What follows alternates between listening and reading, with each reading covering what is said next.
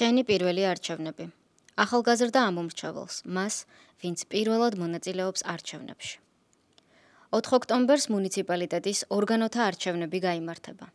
საქართველოს მოქალაქეები 4 წლის ვადით აირჩევენ საკუთარი მუნიციპალიტეტების მერებსა და საკრებულოების წევრებს.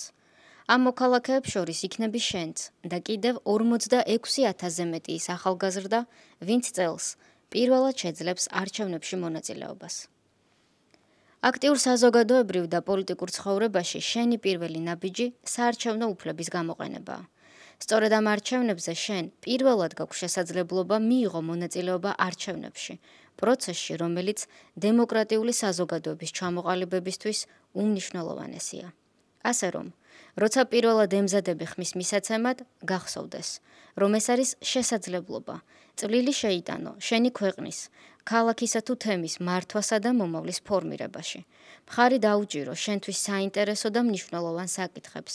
ხელი შეუწყო დემოკრატიული საზოგადოების ჩამოყალიბებასა და საარჩევნო კულტურის განვითარებას. არი ფიქრო, რომ ერთი ხმა არაფერს ცვლის. ყველაფერი ერთი ხმიდან იწყება, განსაკუთრებით, როცა ეს შენი ხმაა.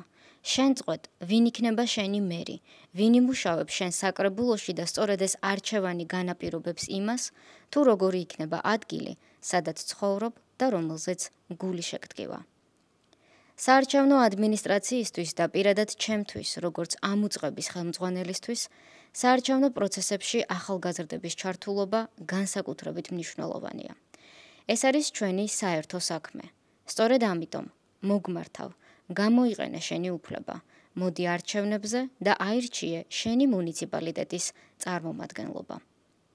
საუკეთესო სურვილებით, გიორგი კალანდარიშვილი, ცენტრალური საარჩევნო კომისიის თავმჯდომარე.